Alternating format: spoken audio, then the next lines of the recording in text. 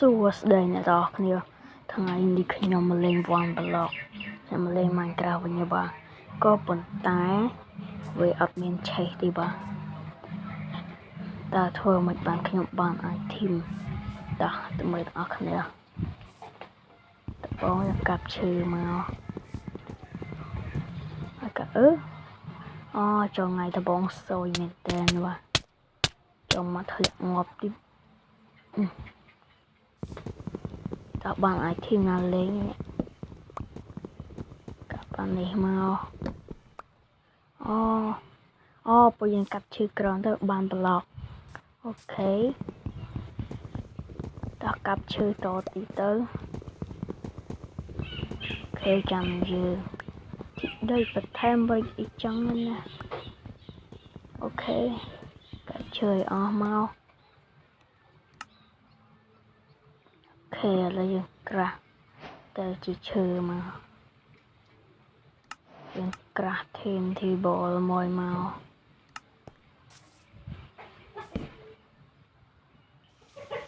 ក៏មកដាក់ក្រាស់ធីមទីបលនៅនេះមួយមកចឹងកាប់ដីព្រិចឲ្យធំតិចមកកុំឲ្យយើងដើរធ្លាក់ងាប់បាទ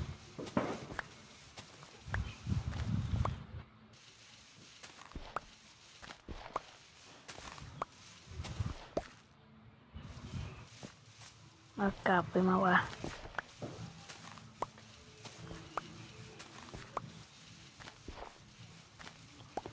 4នេះត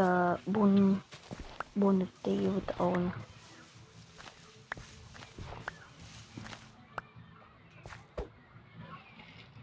អូខេឥឡូវកាប់បានចង់ព្រិចដីមកឡើងទៅសាមមែនតើមកយើងទៅដាក់ដីនៅក្រោមមីណាយ៉ាប់មកដាក់នៅលើទៅចេញលើដាក់ចេញដាក់នៅលើចេញនៅក្រោមចង់ព្រិចវាមកអូខេទីទៅចោលបាត់ព្រិចវាមកដាក់វាមកបាទ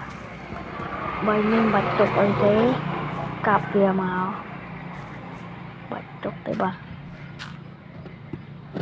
ដាក់ប៉ំ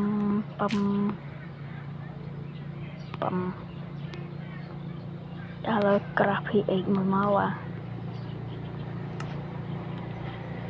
ថាក្រាស់ PX មួយមកអូខេ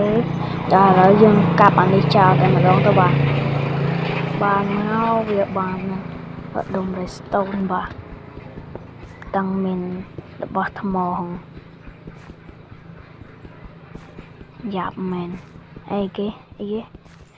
ស្អីគេសលីអីគេវិញคลิกបាត់ហើយដុំអីនេះបានឈើដុំស្អីខ្លះតែថ្មរ៉ែកាប់ឈើដីខ្ជុងdiamond កន្លែងហ្នឹងគឺថាខ្ញុំខឹងខ្លាំងមែនតើអត់តមាន PH ដែកទេបាទតែបាន diamond មកបាទឡើយមានតែកាប់ចោលហ្នឹងហើយបាទមានតែ PH នេះ PH ឈើ